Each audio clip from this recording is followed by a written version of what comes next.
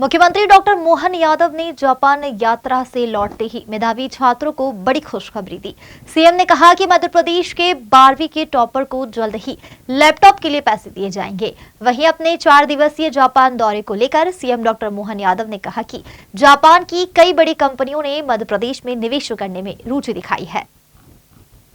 मध्य प्रदेश के मुख्यमंत्री doctor Mohan Yadav Japan के 4 दिवसीय दौरे के बाद रविवार की शाम राजधानी भोपाल पहुंचे, जहां सेटा हैंगर पर उनका राज्य मंत्री, विधायक सहित अन्य जनप्रतिनिधियों और अधिकारियों ने पुष्पहार से स्वागत किया। भोपाल विमानतल में आयोजित कार्यक्रम को संबोधित करते हुए मुख्यमंत्री डॉक्टर मोहन यादव ने हाल ही में संपन्न अपनी जापान यात्रा को लेकर कहा कि प्रधानमंत्री के पूर्व वर्षों के प्रयासों से मध्य प्रदेश को काफी महत्व मिला। अनेक महत्वपूर्ण और बड़ी जापानी कंपनियों ने मध्य प्रदेश में निवेश में रुचि दिखाई है। मुख्यमंत्री ने कहा कि वे भोपाल की 24 और 25 फरवरी को हो रही ग्लोबल इन्वेस्टर समिट का आमंत्रण देने जापान गए थे, जहां उन्हें निवेश प्रस्ताव भी प्राप्त हुए हैं, जो मध्य प्रदेश की अर्थव्यवस्था को बदलने का कार्य करेंगे। सारे माइक अपने ही है। हम सबका सौभाग्य है, बाबा महाकाल की कृपा है। कई कारणों से कई लोगों को अटपटा लगता है, लेकिन यह मान के चलो कि 33 करोड़ देवी देवताओं का आशीर्वाद भारत को ऐसे ही नहीं मिलता है। ये परमात्मा की दया है। मैं इसको इस कारण से भी कह रहा हूं कि जब मैं जापान की यात्रा पे था और जापान में उनके क्योटो नामक शहर में, मंदिरों के उस शहर में जब मैं दर्शन करने गया, तो मैंने तो वैसे भी इस बात को कहा ही था कि हमारे बीच में जापान का संबंध कैसा है कि जापान और हमारी संस्कृति दोनों की आपस की इतनी गहरी समझ है। हम भी आप बताइए, हमारे यहाँ हमारे तिरंगे पर हम अपना चक्र, राष्ट्रीय चिन्ह क्या है? अशोक चक्र। और हमसे और बड़े वाले जापान, वो तो सीधे सूर्य देवता को ही लगा रहे अपने यहाँ। अब आप बताओ कि ये इसको क्या बोलोगे? हमारे यहाँ हम सूर्य देवता के माध्यम से संस्कृति की, अपने जीवन की यात्रा का शुभारंभ मानते हैं। तो हमसे वो 3 कदम आगे, 3.5 घंटे पहले उनके यहाँ सूर्य नारायण आ जाते हैं, हमारे यहाँ तो और बाद में आते हैं। और अपने बीच में भगवान बुद्ध की संस्कृति, गणेश जी, सरस्वती माता, 28 अलग अलग देवी देवता है। वहां के बस इतना ही थोड़ा फर्क है कि हमारे यहाँ शिव शक्ति भगवान शिव में माना जाता है, अर्धनारीश्वर स्वरूप है अपना, मानते कि नहीं मानते? और उन्होंने ये जरूर कहा कि वहां वो सूर्य देवता को स्त्री रूप में मानते हैं। तो हमने भी तो जो मानना मान लो। हमारे यहाँ तो अर्धनारीश्वर में कहीं भी आप मन बना लो, किधर का भी मन बना लो, दोनों को मिलाकर एक ही शरीर तो है, अलग अलग कहाँ है? तो हम अपने मैंने बताया कि वो तो बिछड़ा भाई है हमारा, जो हमको वापस मिल रहा है, ये आनंद हमको आ रहा है। हमारे लिए जापान की संस्कृति और बल्कि बदलते दौर में, आने वाले समय में काम करने के लिए निष्ठा के साथ, ईमानदारी के साथ, प्रतिबद्धता के साथ हम जो अपनी झुक करके नमस्ते करते हैं, परमात्मा की दया से जापान के लोगों का तो विनम्रता के साथ, कई बार वो अपना झुक करके इतना विनम्रता के साथ नमस्कार करते कि दया आ जाती कि भैया इतनी बार अंदर झुके, यार इसे नमस्ते कर लिया, घरे घरे क्या फर्क पड़े। लेकिन वो जो मजा है अपना, उसका अपना आनंद है। आपके साथ काम करते अंदाज लगा लो हमारे काम की कर्मठता कैसी होती है। कि जापान की फैक्ट्री में अगर हड़ताल करना है तो हड़ताल में तालाबंदी नहीं हो सकती। उदाहरण भी आपको ध्यान में होगा, मान लो जूता बनाने वाली फैक्ट्री है, और हड़ताल करना तो एक पांव का बनाएंगे, लेकिन बनाएंगे रोज एक का बाद में बना लेंगे। हड़ताल भी हो गई, काम बंद नहीं होना, भले कुछ भी हो जाए। तो ये जो अच्छा प्राइवेट कंपनी में रिटायरमेंट की कोई सीमा नहीं, जब तक शरीर चले तब तक काम करता रहेगा आदमी। ऐसे एक ही बहुत सारी बातें मैं बता सकता हूँ, लेकिन मध्य प्रदेश के संदर्भ में अगर बात करने जाएंगे तो यशस्वी प्रधानमंत्री का जोरदार अभिनंदन करो श्रीमान नरेंद्र मोदी जी। मैं इसको दो कारण से स्मरण कर रहा हूं। जापान के साथ हमारे रिश्ते अच्छे होना चाहिए, ये उनने शुरुआत कर दी जब वो मुख्यमंत्री थे। उन्होंने कहा विदेश के अंदर हमारे संबंध जिससे बने वो बने, लेकिन देश के बाहर कदम बढ़ाएं तो सबसे पहले जापान से संबंध अच्छे बनना चाहिए।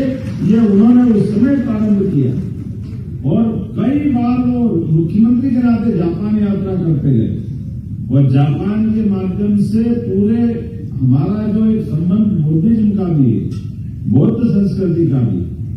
अब ये बताओ कभी हमको किसी का नाम बताएं तो अटपटा लगेगा, लेकिन जैसे सम्राट अशोक की बात करो तो वो कोई भी भाषा समझे नहीं समझे, अशोक को देख के वो किंग अशोक ऐसा लगता है कल की बात है। मैं उनसे कह भैया 2200 साल पहले की बात है, ये आज वालों को नहीं पहचानता लेकिन 2000 साल वालों को पहचानता है। कितने आश्चर्य की बात, इतना गौरवशाली अतीत, इतने गौरवशाली बात को अपने आप धारण करके हम सब गौरवान्वित और बौद्ध की संस्कृति जिसके माध्यम से आपको देवो भव, अपन अपने आप को दीपक की तरह जलाते हो और अपने अंदर आत्मा में परमात्मा है।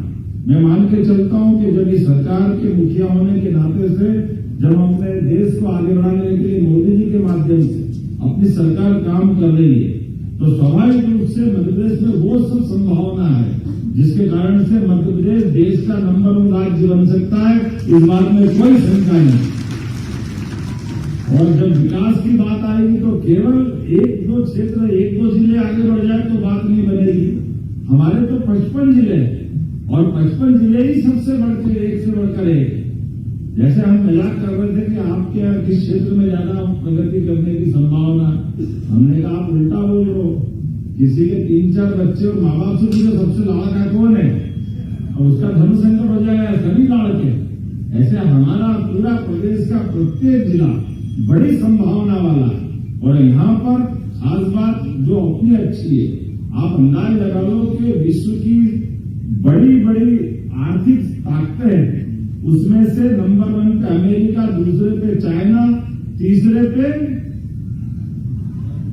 भारत, 5वें पे बेटा हमारा नंबर 5वें पे है, लेकिन तीसरे पे जापान और चौथे पे जर्मनी, 5वें पे हमें। जब यशस्वी प्रधानमंत्री ने अपना प्रधानमंत्री का कार्यकाल प्रारंभ किया तब हम 11वें नंबर पे थे, लेकिन अब अगर आबादी के रेशो में देख लो तो अब आबादी के रेशो में केवल 12 करोड़ के आसपास जापान है, लेकिन तीसरे नंबर पे और हमारे यहाँ 145 करोड़ से आगे।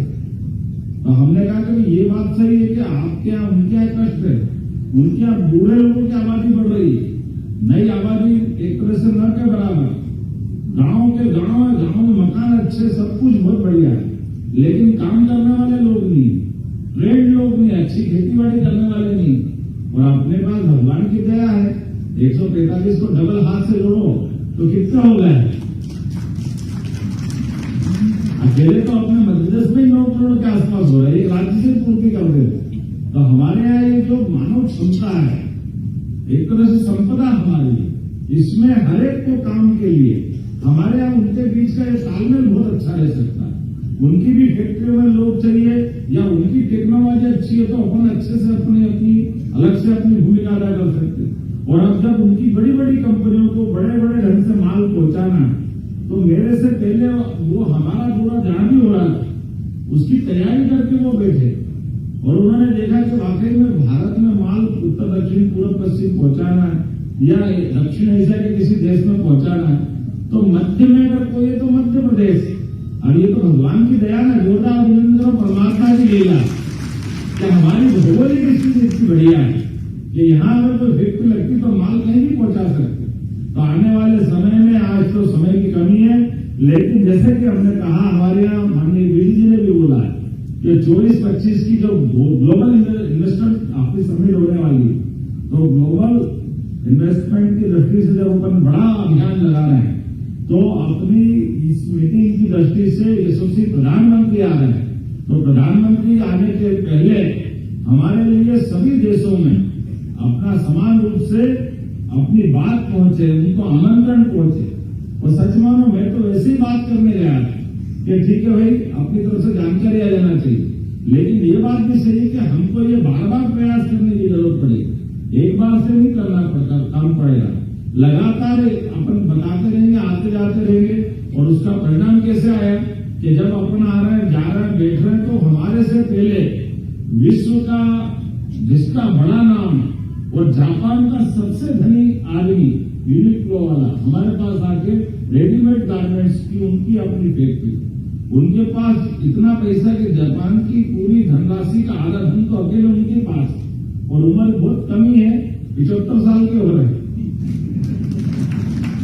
लेकिन आज भी बिजनेस करने के लिए हमारा समय जो नियत था, उसमें मैं एक और कार्यक्रम में लेट हुआ तो 40 मिनट तक इंतजार करते थे। और शार्पनेस ऐसी कि रेडीमेड गारमेंट्स के माध्यम से काम करना चाहते, वो कपड़ों का पूरा उनका कारखाने का काम। अकेले एशिया में उनके 3000 स्टोर है, और उसके बावजूद भी जब उनसे बात करते गए तो उन्होंने कहा, देखो मैं भी आ रहा हूं, मेरे साथ एक बड़ी कंपनी और आ रही है, लेकिन बड़ी कंपनी की एक कमजोरी है कि वो केमिकल और दूसरे काम भी करते हैं, तो रेडीमेड्स में बढ़ाना चाहता हूं। तो हमारे अधिकारी की जैसे आदत रहती है, वो व्यापार करने वाले तो समझ जाते हैं, हर कोई तो समझता नहीं। तो हमने रेडीमेड की सब बातें बता दी, और मेरे से वाली बात भी निकाली कि केमिकल में भी बहुत कुछ अच्छा कर सकते हैं, उस केमिकल वालों को भी छोड़ेंगे। उन्होंने कहा एक मिनट, बोले पहले एक काम करना, मैं बैठूंगा और मेरे साथ काम करेंगे तो तुम केमिकल की बात निकालना भी मत, नहीं तो केमिकल में थोड़ा सा इन्वेस्टमेंट करा, रेडीमेड में तुमको बहुत बड़ा इन्वेस्टमेंट मिल जाएगा। तो ये व्यापार के कायदे हैं, आपको केवल एक ही जगह ध्यान केंद्रित करना है। जब एक जगह बैठ जाएगा तो एक कदम से दूसरा कदम उठता है, एक कदम रखा तो आदमी जल्दी जल्दी चलता है। आप दोनों उठाओगे तो समझो घंटे भी नहीं रहोगे। मैं मान के चलता हूँ, ऐसी बहुत सारे अच्छे अनुभव के बाद मैं अपने इस प्रदेश की दृष्टि से, भविष्य की दृष्टि से, हमारे युवा मित्रों की दृष्टि से, और केवल युवा मित्र नहीं, हर एक कोई व्यक्ति जो काम करना चाहता है, काम के क्षेत्र में आगे बढ़ना चाहता है, हम टेक्नोलॉजी लाएंगे, यहाँ वालों को काम मिल जाए, यहाँ वाले जाकर के वहां काम करें, ऐसे परस्पर एक दूसरे के साथ ये लंबे समय तक हमारे प्रदेश की युवा शक्ति का और यशस्वी प्रधानमंत्री का एक बार फिर अभिनंदन कर दो, जिनके कारण से कल का बजट हमको मिला। और बजट के लिए आपको ध्यान में होगा, हमने पहले ही ये चारों जो विभिन्न वीआईपी जातियां एक तरह से मान लेते हैं, ज्ञान जो माननीय मोदी जी ने शब्द दिया है हमारे लिए, जी से गरीब, वाई से युवा, और ए से अन्नदाता, और एन से नारी, ये चारों सेक्टर के लिए हमारी सारी सरकार के 56 मंत्रालयों को हमने इसमें सीमित किया है। और सीमित करते करते हर एक की संभावना, यद्यपि सरकार के सभी मंत्रालय से सबका अपना काम पड़ेगा, लेकिन काम के बावजूद भी हम लगातार इस प्रकार के इन्वेस्टमेंट की स्कीम लाते हुए सरकारी स्तर पे भी और गैर सरकारी स्तर पे, जैसे आपको जानकारी है कि हमने अभी तक की जो 60 विजन इंडस्ट्री कांक्लेव की है, जिसके भरोसे से बड़े पैमाने पर देश के अंदर भी और देश के बाहर भी एक अपने आप में स्पंदन हुआ है, उसकी जानकारी आ गई। और अभी ये ग्लोबल इन्वेस्टर समिट होने के पहले अलग अलग मंत्रालय की 25 से ज्यादा आकर्षक नीतियां लेकर के आ रहे हैं। और इसके पीछे मैं वापस दोबारा अपनी बात दोहराता हूं कि हम इस सारी नीतियों के भरोसे से प्रधानमंत्री ने कल जो बजट दिया है, वाकई सच्चे अर्थों में अकेले आप अंदाज लगा लो अध्यक्ष जी, कल की जो बात है माननीय महामंत्री अध्यक्ष जी, अपने सारे विधायक मंत्रीगण, कुल आप अंदाज लगा लो इस बात का कि कैपिटल की दृष्टि से, राजस्व की दृष्टि से देश के अंदर कुल 4 राज्य है जिनको 1 लाख करोड़ से ज्यादा का रेवेन्यू का अपना फंड मिलने वाला है। उसमें मध्य प्रदेश एक है, ये हमारे लिए सौभाग्य की बात, जिसको अकेले आपने जीएसटी संग्रह के माध्यम से 1,00,000 अभी तो आगे मत बताओ, थोड़ा धीरे धीरे बताओ, ज्यादा बताने से भी हाइवे को संभालना पड़ता है। लेकिन कौन सा सेक्टर छोड़ेंगे? ये जो हमने प्लान बनाया, भगवान करेगा वाकई पूरा प्लान बनेगा, तो हमने जो संकल्प लिया है कि 5 साल के अंदर हमारा बजट डबल कर देंगे, निश्चित रूप से वो होगा। और जिस प्रकार से आर्थिक रूप से मध्य प्रदेश की ताकत बनेगी, अभी 2 दिन पहले एक स्मारिका का प्रकाशन हुआ और हमने कैपिटल इन्वेस्टमेंट की दृष्टि से सबसे ज्यादा स्थायी प्रकार के निर्माण करके अपने राज्य को आगे बढ़ाने वाले देश के सभी राज्यों के अंदर जो सूची का प्रकाशन हुआ, मुझे इस बात का गर्व है कि अधोसंरचना के मामले में सबसे नंबर 1 का स्थान अपन मध्य प्रदेश अभी पा गए, जिसके आधार पर हमारी सबसे तेज गति से प्रगति हो रही। हमने महाराष्ट्र से लेकर तमिलनाडु तक उधर से बड़े बड़े राज्यों को बीट किया, सबको पीछे छोड़ा। भगवान करेगा और इस प्रकार से अपना प्रदेश बढ़ता जाए। आज आपके माध्यम से मैं मान के चलता हूं कि मैं अकेला नहीं गया हूं, ये मध्य प्रदेश के प्रतिनिधि होने के नाते से मैं गया हूं, तो ये आप सबका प्रेम गया, आपका हमारा एक दूसरे का ये सपना कि हम सब मिलकर के मध्य प्रदेश को और ऊपर से ऊपर जहां तक ले जा सकते माननीय मोदी जी के नेतृत्व में ले जाने के लिए सफल रहे। 2 दिन चुनाव का मुद्दा था, हमने कहा ठीक है जापान से आ रहा है, लेकिन हमारी मूल ड्यूटी तो हमारे हर राज्य में, दिल्ली की दुर्दशा किसी से छिपी नहीं। और दुनिया का सबसे बड़ा देश यशस्वी प्रधानमंत्री के नेतृत्व में अगर दुनिया का सबसे बड़ा लोकतांत्रिक देश बनकर के जाना जा रहा है, दुनिया का सबसे युवा देश के नाते से जाना जा रहा है, लेकिन दुर्भाग्य के साथ कहना पड़ेगा ये 10 साल में केजरीवाल ने दिल्ली की दुर्दशा की एक अंतिम सीमा को पार कर दिया है। मुझे इस बात का संतोष है, अब की बार भाजपा ने ठान लिया माननीय मोदी जी के नेतृत्व में किसी हालत में भाजपा का झंडा कीचड़ में पार्टी का चुनाव चिन्ह इतना बढ़िया, ये हमारे लिए परमात्मा ने बहुत अच्छी अच्छी बातें सोच के रखी। ये सारी फैली हुई कीचड़ की संस्कृति में कमल के माध्यम से हम अपनी देव संस्कृति को स्थापित करेंगे, सुव्यवस्था की स्थापना करेंगे।